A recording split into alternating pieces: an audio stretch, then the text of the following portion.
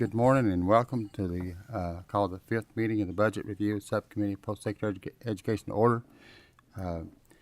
Amy, please call the roll, but I want everybody to recognize that we're still in session back and forth, so we're coming and going. So please call the roll. Representative Bowling, Representative Graham, Representative Palumbo, Representative Timoney, Chair McCool. Here. Okay, would the KHEAA please come forward?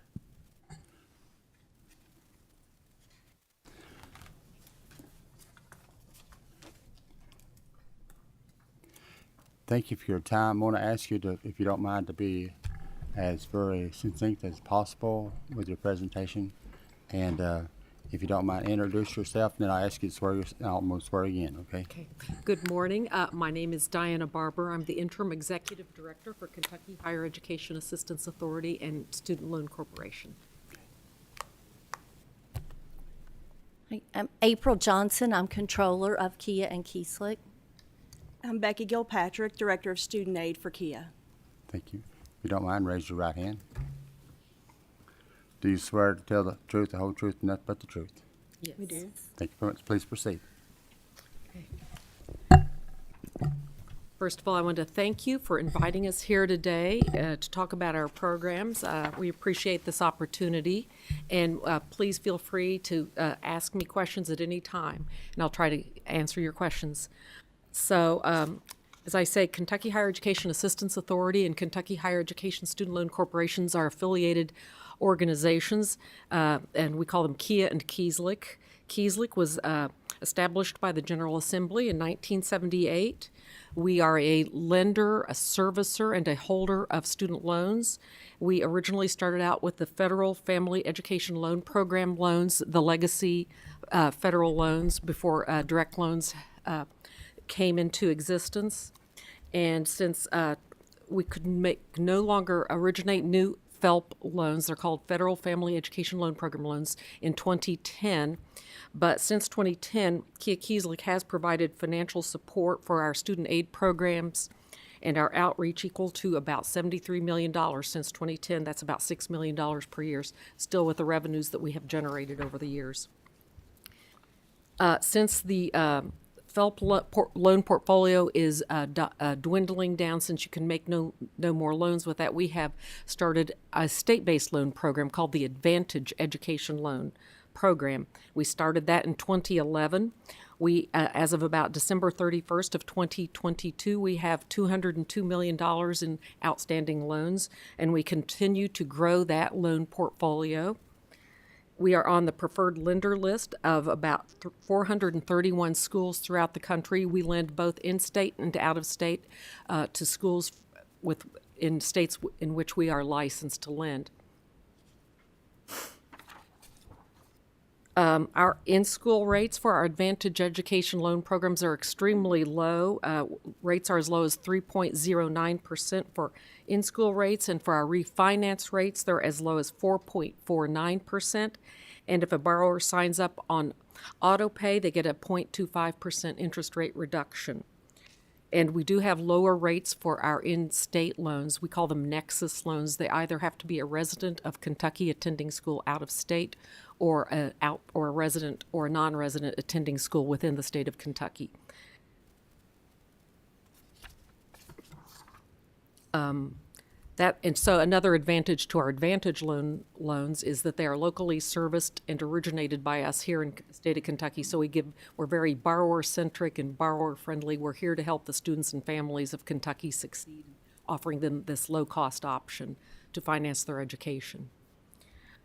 Now, to talk about the legacy Federal Family Education Loan Program loan, the FFELP loans, I'll move on to that. We still have a large portfolio of those loans that we currently service. We have about $646 million in those loans as of December 31st of 2022.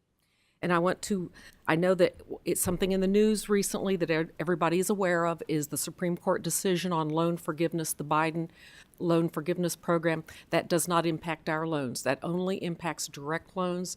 Our FFELP loans are not impacted, no matter what decision the Supreme Court makes one way or the other. That only is relevant for direct loans. Now move to Kentucky Higher Education Assistance Authority, the sister organization. So we work hand in hand together. Kieslich is the lender, KIA is the guarantor. So under the old Legacy FELP program, KIA is considered to be one of the guarantee agencies. They insure all of the loans made under FELP. So if the loan defaults, KIA will pay a claim on it and own the loan and collect on the loan and attempt to rehabilitate the loan. KIA does many other things. KIA is also responsible for administering the state-funded grant and scholarship programs. That's an area that Becky will be talking about later. She's the director of our state financial aid programs. KIA also administers our state savings plans. We're very proud of our KY Saves program. We've been growing that portfolio over the years. We have assets under management equal to about $237 million. And we also administer the now defunct CAPT program. It's still in existence, but it's going to sunset as of 2030. It only has assets under management of about $11 million. But they're both considered to be 529 plans that will help students and families save for college. While you're in the KIA subject, can I ask you a quick question on that? Is Yes, that okay? please. Is it possible for any financial solution to bridge the gap for low-income students? You have any thoughts about any of that and how you can help with that, low income? Becky, can you address that question? Yep, most of what we have for the low-income students is in the form of state grants, and there's actually several different student aid programs that they are eligible for. And I plan to go into that a little bit when we get into my slides. So. Jump the gun. I'm sorry Nope, about that. that's Go fine. ahead. No, it's a good question, though. Just to give you some idea of how the KIA and Kieslich work together, as I say, Kieslich makes the loan, holds the loan, but if for some reason the borrower defaults, then they file a claim with the guarantee agency. KIA pays the claim and then will attempt to collect on the loan, bring it out of default, bring it back into good standing, and rehabilitate the loan.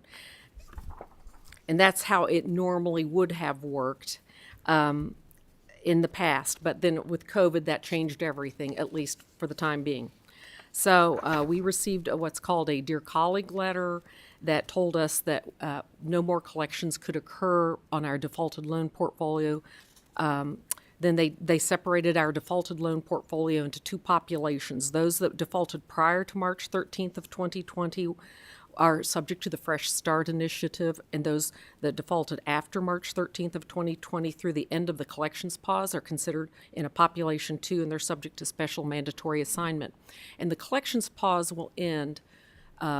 It's all dependent on when the Supreme Court hands down their decision. Their decision is expected mid to late June, so the collections pause will end either 60 days after that decision or the end of June, whichever occurs first. But just for reference, we're going to say it will end about September 1st of this year. Second one for the first. Okay, I'm sorry.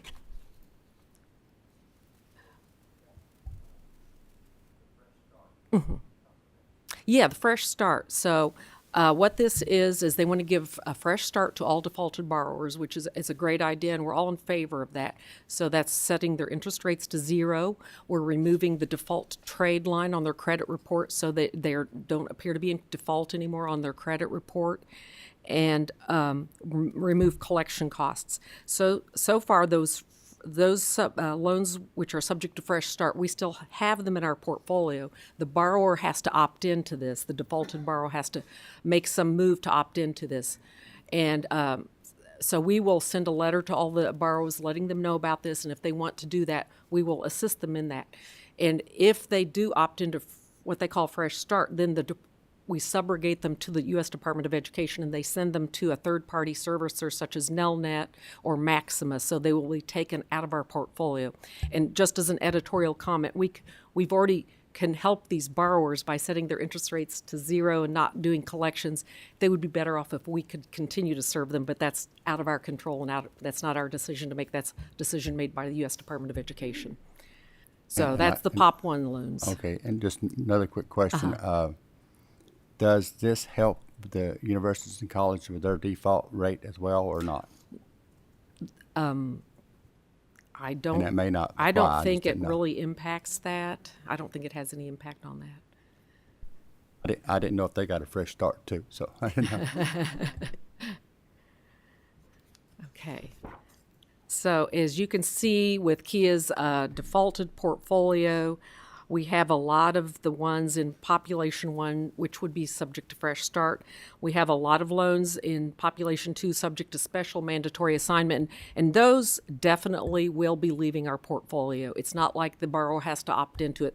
We're going to lose all those loans, which is kind of unfortunate because those are the most recently defaulted loans, and those are the loans which is most easily we're able to help the borrower come out of default. So that will be an unfortunate impact on our revenue generation capabilities. As you can see, that's a significant segment of the population of our portfolio. Then the next slide will just give you some example of what we've been dealing with over this last couple of years. They keep saying that the collections pause and the payment pause will end, and then they keep pushing it back and kicking the can down the road. And this is just to show you how many times they kept pushing back that deadline on the end of the collections pause and the end of the payment pause. And I'm sure you've all heard about this in the news, and those of you who have student loans, you've been experiencing this yourself. To talk a little bit more about special mandatory assignment, we will have to transfer about $160 million. That's the estimate as of December of 2022, but we'll know exactly what that's going to be when that end date occurs. And I talked a little bit about Fresh Start, and I've already discussed these things. So we don't know how many of these loans will actually go to the department or not. Again, that's a variable which is dependent on the choice of the borrower.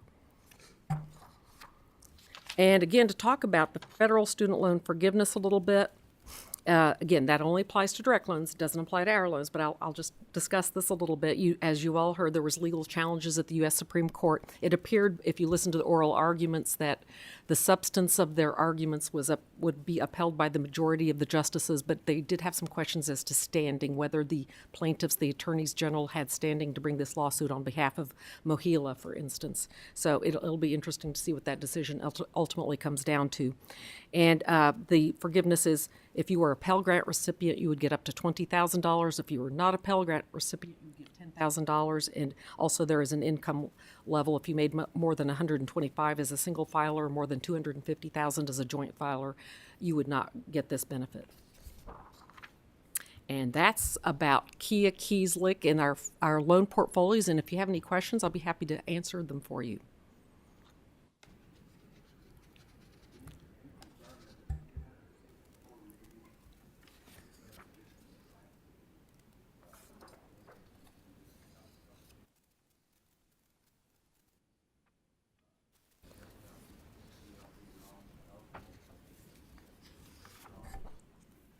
Let me get back here. I'm not sure which. I think he's referring to this when the population. So the three. Did you? I'm sorry. I'm having a bit of a hard time hearing you. I apologize. Did you? Well, were I'm you- sorry, I didn't have my little green light there. I Oh, okay. apologize Thank for you. that. That helps. Yes, it is on slide number 10. That 364 million. I'm a little tired. We Yeah, was late so- last night and early this morning, so. So for Kia, we are able to generate revenue by collecting on loans once they've defaulted. And so this pie chart represents the portfolio that is eligible. During the pause, the defaulted ones were not able to collect on. But what this pie chart is saying, of the 160 piece, they are going to take back to the Department of Ed. So we will not have those available to collect as a revenue stream. The 364 are also eligible for that, but the borrower has to opt in. And so we're uncertain about how many borrowers would take advantage of that opportunity. Okay, But thank if you. a large percentage of those go, obviously a large impact to our revenue. Okay.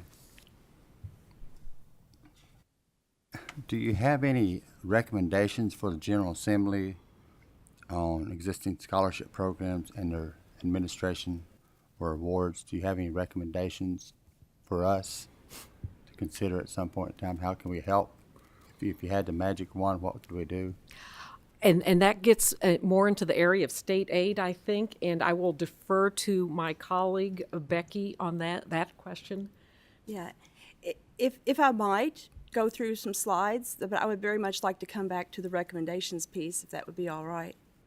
Okay, I think I'd like to start today talking about our big three programs, because these are the ones where we spend the majority of the money that's lottery funded. And this is with our College Access Program grant, our Kentucky Tuition Grant, and the KEYS Scholarship.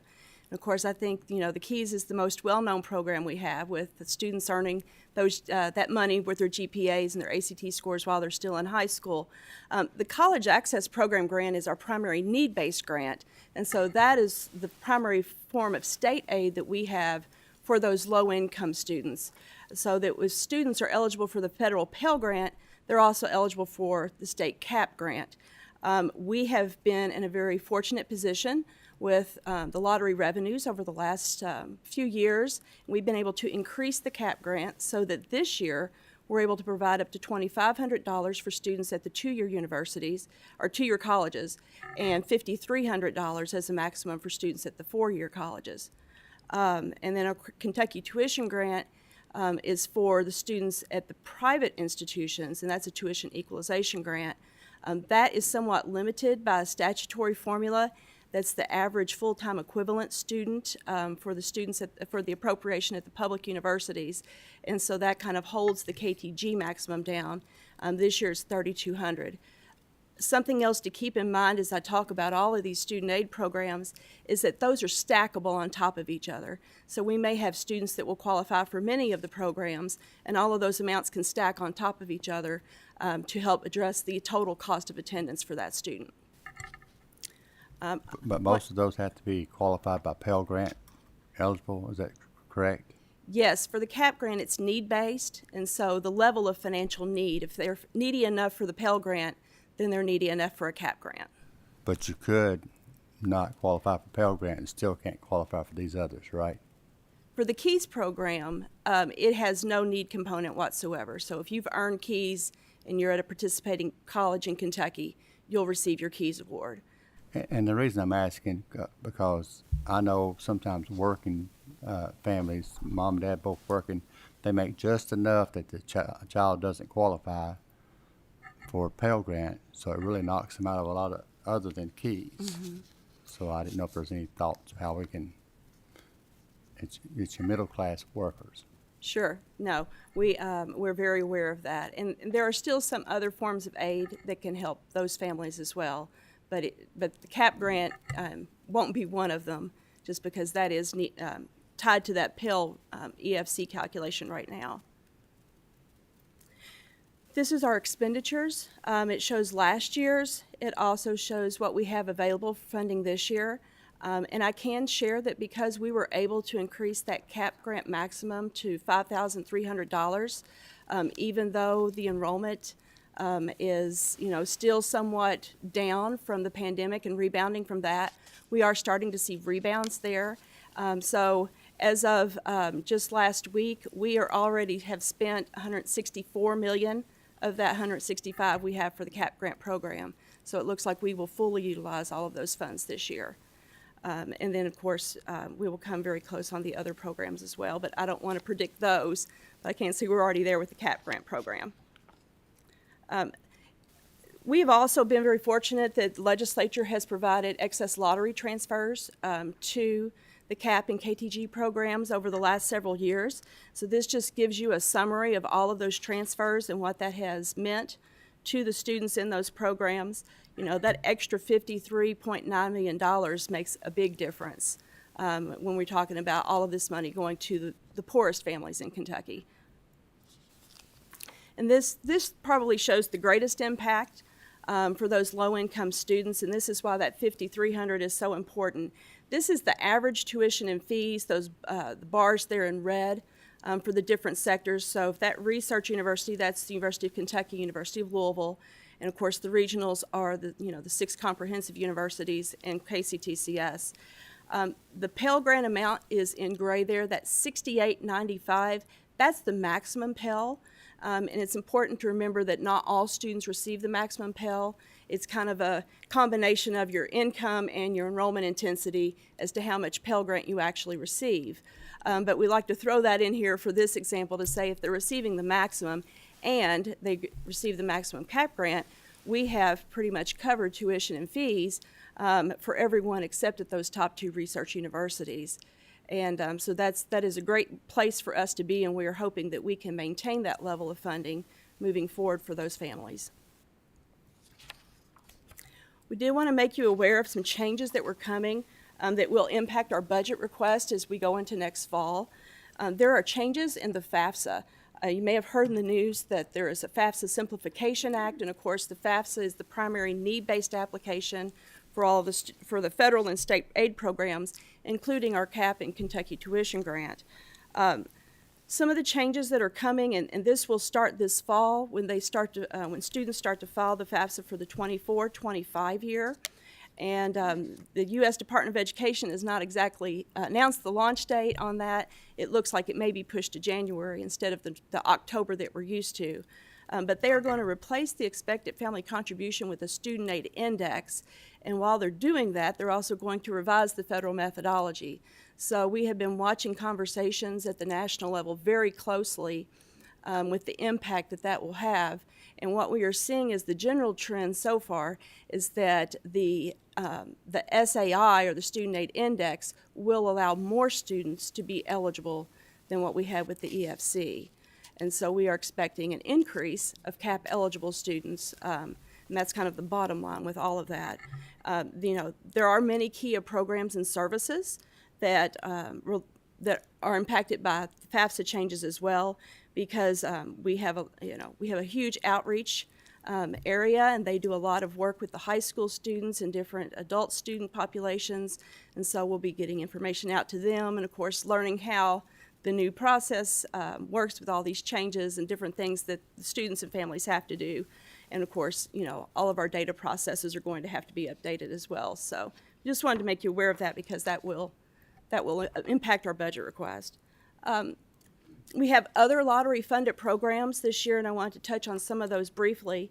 The Work Ready Scholarship, that is a relatively new program. We're in the 6th year of administration for Work Ready, and it is tied to the top 5 high-demand workforce sectors in the state that were determined by the Workforce Innovation Board. Now, that was from 2017. And I know we've had some conversations with them about, looking at those top 5 to see where we are at this point in time, to see if changes need to be made. But of these 5 that are listed here, we are actually seeing the most interest and most money going to students who are pursuing programs in healthcare and in the information technology sectors. And that probably doesn't come as any surprise, because those are 2 very popular career areas. The award amount for the Work Ready program is not really need-based, it's last dollar in. So we base the tuition amount on the community college system rate, and so it's whatever the number of hours the students enrolled multiplied at the community college tuition rate, and then we subtract out any kind of federal Pell Grant, state CAP grants, KTG grants, or KEYS monies from that, and if there's anything left over, that would be the Work Ready need. So the families who are receiving Work Ready are your middle and upper income families. The students who are the lower income usually would have other, grant monies that would knock them out of eligibility. This is where we were the last few years for the Work Ready disbursements. Just to show you, if you look at the total dispersed on that column, you'll see it has had healthy growth each year. There was slower growth during the 21 fiscal year, and that's pretty much where we were taking the hit for COVID. That was that academic year, but we still grew. You might also notice that large difference between the applicant numbers and the recipient numbers, and that was kind of what I was just speaking about, which we have a lot of people who apply for this, and because they receive other federal and state aid, it knocks them out of actually qualifying for Work Ready. We do have other lottery-funded programs. The dual credit scholarships The regular dual credit scholarship is where we are awarding 2 dual credit classes and paying for those for students in the grades 11 and 12. Those are for general education classes, and all of our Kentucky high school students can qualify, including homeschool students. They do have to meet the post-secondary admissions requirements as part of the eligibility to receive dual credit and participate in dual credit, and so that means they're also earning college credit hours while they're in high school. The scholarship itself will cover the amount that the institution is charging for tuition. Most of the institutions will charge the full amount that they're allowed, which is currently 50% of the community college rate. There are a few institutions out there that will discount below that, though. I also wanted to make you aware that we have changes to the statutory program, some notwithstanding language in the budget, current budget language, that sets that maximum rate to 50% of the community college rate. Statutorily, that's at 33%. And so if we're talking about recommendations, we do have, we've had a bill for the last several years to try to make some of these changes with the dual credit program permanent. And so that would definitely be a recommendation that would help us significantly with being able to communicate needs of the program and to have a solid price structure for the universities to be able to budget with. We have a work-ready dual credit scholarship, and this is very similar to the other program as far as the price structure is considered with the 50% with the budget. This program, however, is open to students in grades 9 through 12 and provides 2 classes to students each year in that. With this program, though, the classes that the students have to take are part of career and technical education pathways on the K-12 side. So this is more of those hands-on types of learning that the students are doing, and those pathways are open to a variety of fields. And it's really a good opportunity for the students to do that because it lets them kind of try on different career approaches while they're in high school before they get to college, and the expenses, are much higher. This is what our dual credit disbursement activity looks like, and I know this is a very busy slide, but we have everything here for the regular dual credit program. That's the general education coursework, and then we have the work-ready dual credit. That's the career and technical education, and it kind of rolls out how many students we've had each year and how much we've dispersed, and we also threw in the number of credit hours those students have earned, just so you could see what the impact was that this is making. And I will say that, by and far that this is helping students actually graduate from high school with an associate degree, and we're starting to see that happen more and more often as this dual credit program remains. 2 other programs we have that are lottery funded are our National Guard Tuition Award and our Teacher Scholarship. I won't take much time on those other to say that Teacher Scholarship is something that was unfunded for years, and we do have $1 million of base funding in the program this year and next year, and that helps us. That goes for teachers who are pursuing initial certification. There's also a component that will allow us to assist teachers who are already teaching to go back to school and receive credentials. So that does have a payback component to it. So for every semester that they receive the funds, they're expected to teach at least a semester in a Kentucky college or Kentucky high school or elementary school to have that obligation forgiven. Just to round out our slate of student aid programs we have, these are the programs that are not currently lottery funded. The ones I would really like to highlight on this page for you is the Early Childhood Development Scholarship that's listed at the top. That scholarship was unfunded several years ago with the state legislature, and it is currently being funded through federal dollars. Those dollars are set to expire in 2024, and so that will be part of our request is to actually replace that with state funding and reestablish that program.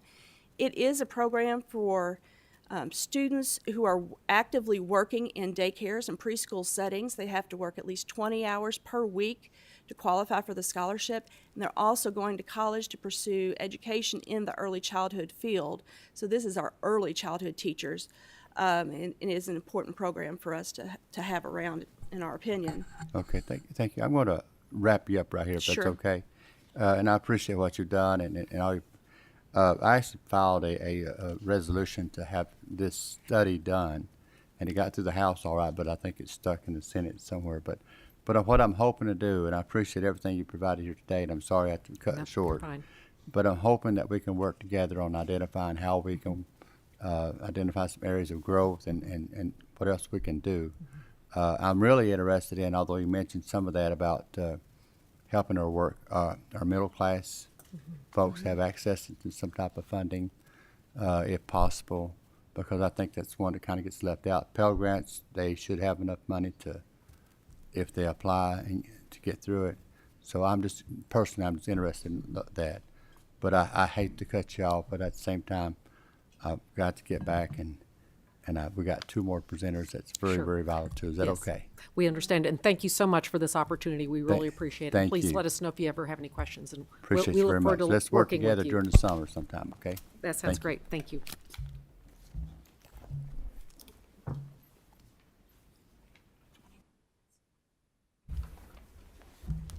Okay, you got Western Kentucky University. Would you please come forward, please?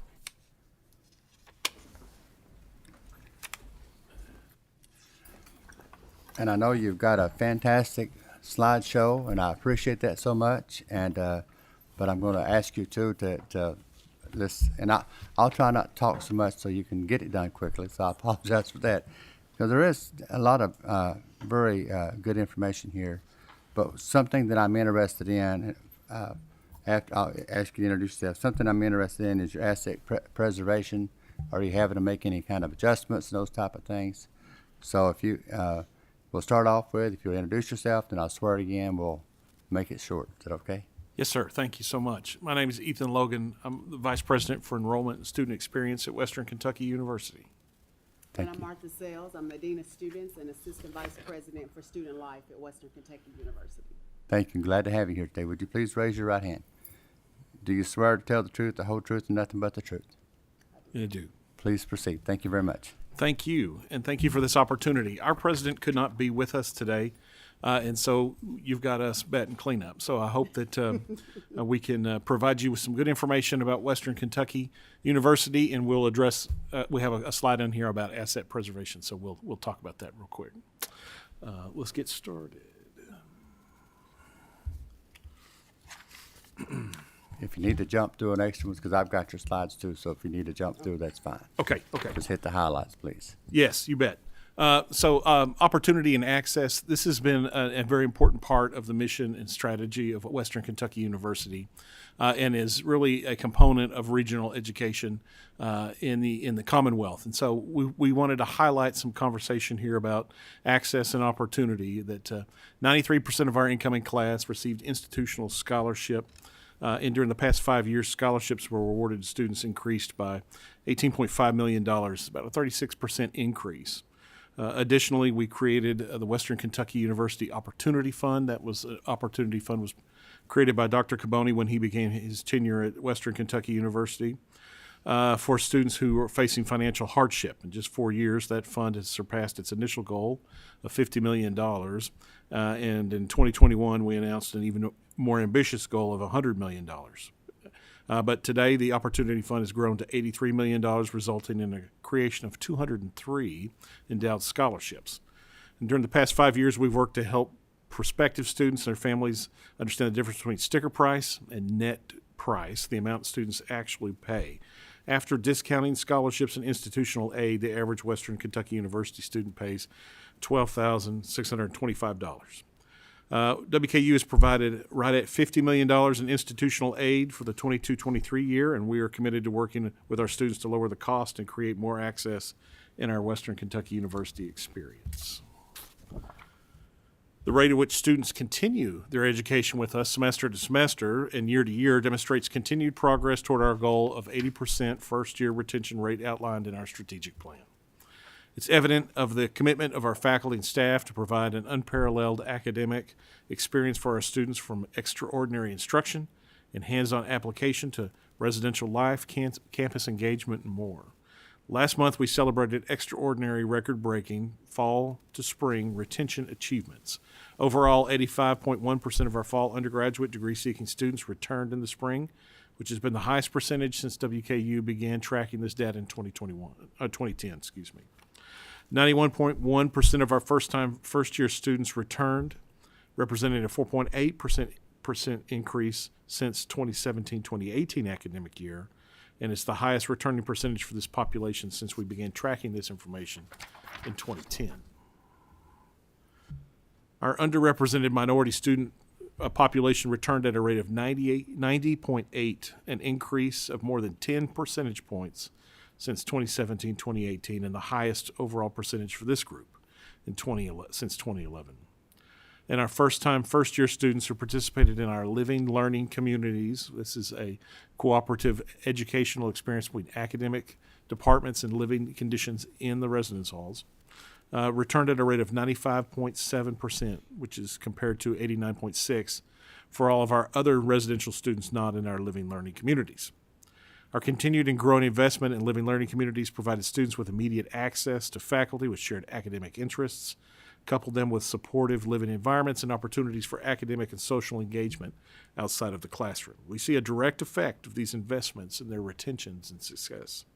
The remarkable results demonstrate the efficacy of our commitment to the comprehensive approach to academic and social integration during the first year. We remain committed to growing research opportunities for undergraduate and graduate students. More specifically, applied research is Would you make sure your green light is on really good, please? There you go. Thank you. I'll start all over. I didn't want you to miss anything. Okay. All right. We remain committed to growing research opportunities for undergraduate and graduate students. More specifically, applied research is a critical component of WKU's experience, allowing our students hands-on opportunities to apply what they learn in the classroom in a real-world setting. Students want to go to a college that truly prepares them and equips them to achieve success. Two examples for the fall of 2022 include our Disaster Science Operations Center. We cut the ribbon in October for that. It's a terrific example and supports our vision to provide opportunities for our young people to engage in hands-on practical experiences that connect what they learn in classrooms to real-world experience as well. DSOC is the only of its kind at WKU, and it is rooted in multiple undergraduate and graduate programs in the Ogden College of Science and Engineering, while serving, training, and credentialing students in various college and programs across WKU. We also celebrated our Farm to Campus initiative in October.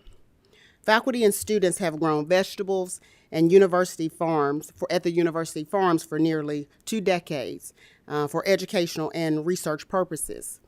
But this new program allows the entire WKU campus community to enjoy the products produced at the farm in campus restaurants for the first time. Between 30 and 50 students enrolled in agricultural sustainability and will participate in the program each semester. While several other universities in Kentucky offer Farm to Campus program, WKU is the first in the state to consistently offer dairy, meat, and produce to be utilized in on-campus dining.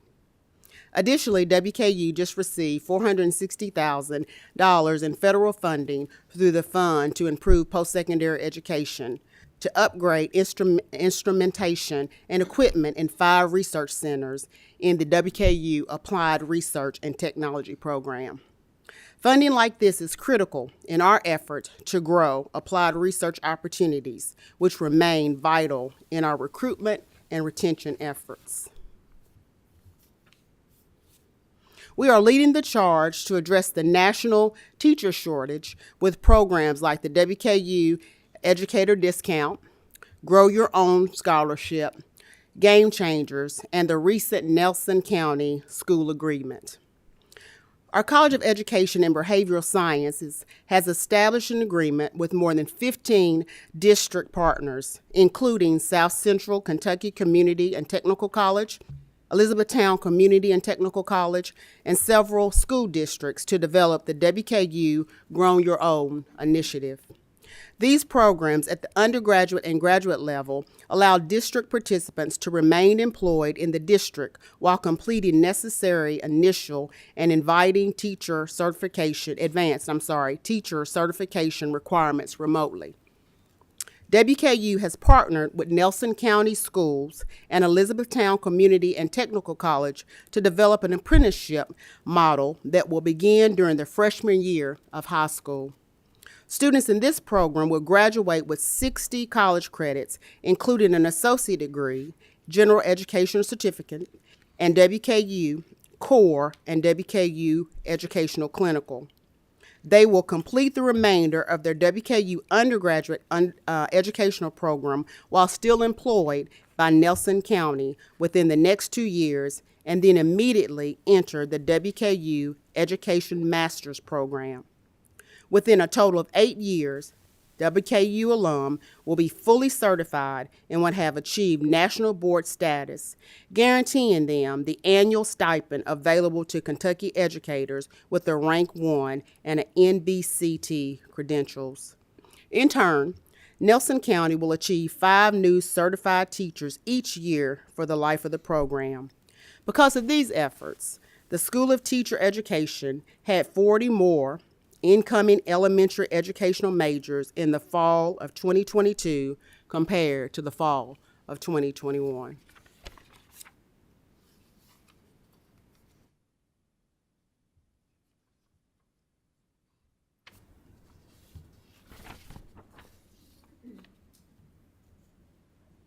I think that's you. Do you want to talk about the mezzanine? Oh, sure. I got you right here.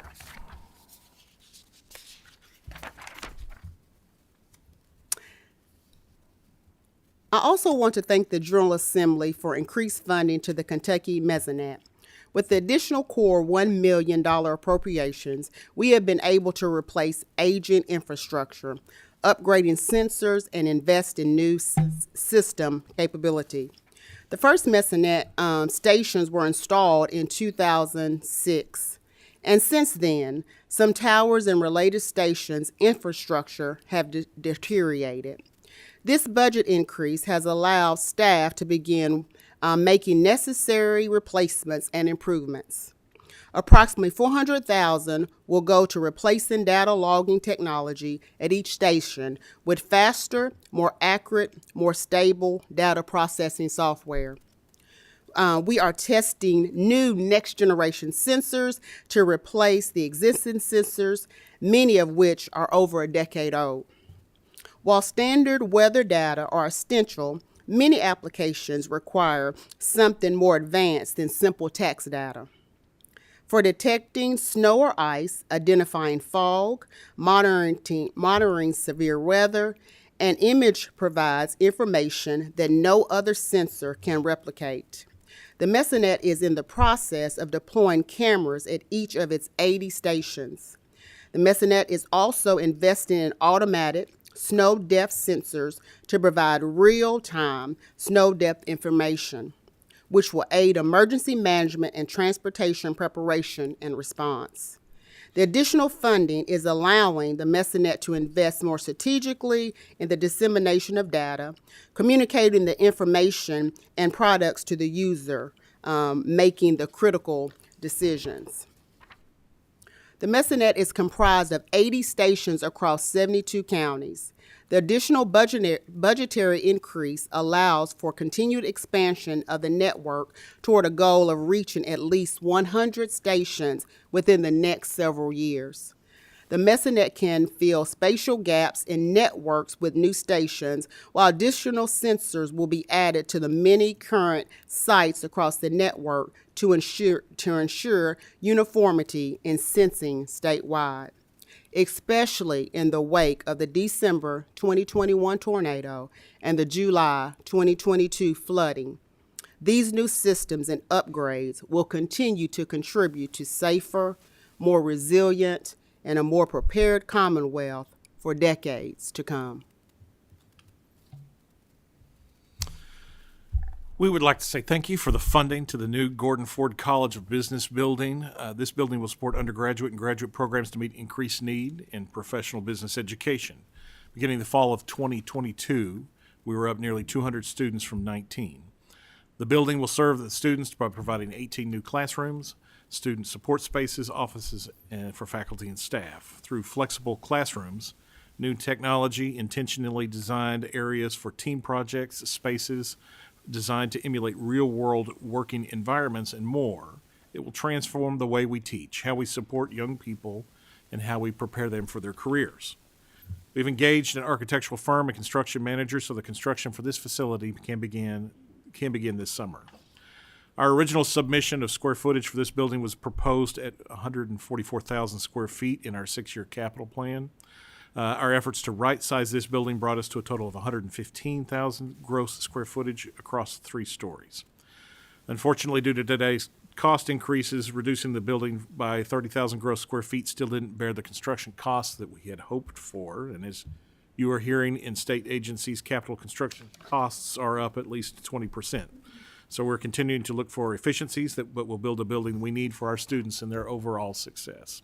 House Bill 448 includes additional agency bond authorization, which will give us the flexibility to complete this project. And as you had asked, most of WKU's assets preservation pool will go toward behind-the-scenes repairs and enhancements to academic and administrative buildings on campus. This work includes steam line repairs, roof replacements, HVAC systems, and generator replacements and upgrades to enhance the energy management of many buildings across our campus.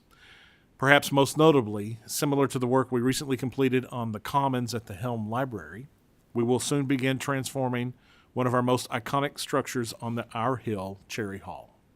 Henry Hardin Cherry Hall is a historic building, as you see in this picture right here. Originally constructed in 1937, that has become a symbol of Western Kentucky University. While much of the work will involve necessary behind-the-scenes improvements such as repairs and upgrades, we will also transform this facility into a gathering place for our campus community that promotes engagement and stimulates learning. We will preserve the integrity and honor the history of this important structure while also revitalizing the building and creating learning spaces, including collaborative areas, flexible teaching spaces, and adaptive multipurpose areas that will enhance pedagogy and enable active learning and problem-based instruction. Thank you so much for this opportunity to speak with you this morning. We appreciate your audience, and we ask for any questions. Well, thank you very much for your presentation. I certainly appreciate that, and I apologize to both of y'all for having to cancel last time because it just got really, couldn't find a room, to be honest with you. So for that, I do want to make a couple of comments and then one little question. First of all, congratulations on your retention being excellent. That is so valuable, as we all know, in education. If you can keep them, it's a whole lot cheaper than it is to recruit new. Yes, Although sir. we need to do both. But Yes, sir. I really appreciate what you're trying to do with a teacher shortage. I do have a question. You mentioned Nelson County on that. Are you identifying the subject areas or is it open? In other words, are you identifying, my first thought goes to having a hard time finding physics teachers or something of that nature, or is it just any teacher that you're applying these to? Any teacher. Any teacher. Okay. Well, I thank you for your time and your presentation. I look forward to working with you during that this summer. Look for information coming from me fairly soon, so it will help guide our process. So thank you very much. Thank you, sir. Thank you.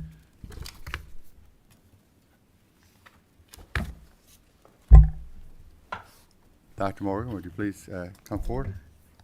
You got anybody with you?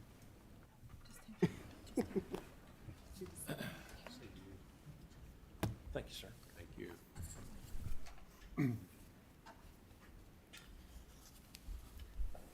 Well, she's getting y'all set up. Please introduce yourself. Thank you, Mr. Chairman. Jay Morgan, President at Morehead State University, and good to be with you. And maybe you and I should just go have coffee this morning. You know, coffee would probably do me well because I know you had a late night. Congratulations. We did. on your- Had a good win on against your win. Clemson last night, and hopefully you got to watch some of the game. So I do understand your time is short, and I will Swear to promise you after swear-in, we'll get you out of here quickly. Okay, appreciate it very much. Do you solemnly swear to tell the truth, the whole truth, and nothing but the truth? I do. Thank you very much. Please proceed. And same question applies to you about the asset preservation. Sure. Mr. Chairman, I'll be very quick. First of all, thank you for your interest in higher education and also your support over the years. You're an MSU graduate, so I'm not going to spend a whole lot of time here. You know a little bit about our campus, so I'll move forward in that regard. You also live in our region, and you know certainly the issues sometimes that we face with a very bifurcated student population, some who are able to afford higher education and some who come from very distressed counties and have a high need there, so I'll skip that as well. You've also paid our tuition as a graduate, and you know that we maintain a very low tuition pattern. Our average faculty salaries are very moderated, and as you can see from your chair's packet, we froze tuition and housing for a number of years. You also live in our service region and work in higher education, have exposure there, so you know that the state performance funding formula sometimes, at least in our opinion, could use some adjustment in order to assist students who are in a high poverty region such as ours. And I'll just simply make note, and you know this from where you live and interact, that our poverty rate among students causes exceptional challenges, and our students could use additional support. Despite all that, we have climbed the ranks to the number 15th public regional university in the South and continue to make strides there. Again, as a graduate of our program, you've kind of lived in the program world at MSU, and really appreciate your support there also. Our Craft Academy continues to grow with your support and many others last time, and we'll be expanding from 148 to 200 students this fall. And the blue simply represents the counties that we have acceptances from, and you're very familiar with that. Space Science continues to be a very strong program and our program of distinction, and you have some familiarity with that. Let me spend just a minute with a brief overview of our state asset preservation funding. We're very appreciative of the support that the General Assembly gave to that. We received $17.6 million in each year of the biennium. Those funds have been invested well, in our opinion, and we'll continue to do that in the next year of this current biennium for a total of about $35 million. And, of course, our match is exhibited there. The vast majority of our funds, Mr. Chairman, were invested, and I use the word investment because it was investment in higher education. These are state assets, and we want to continue to maintain those assets appropriately. We're in rooftops, HVAC, and fire alarms and life safety. And that particular round last year, that $17.6 million exhibited in the previous slide, really went to a grand majority to replace HVAC equipment.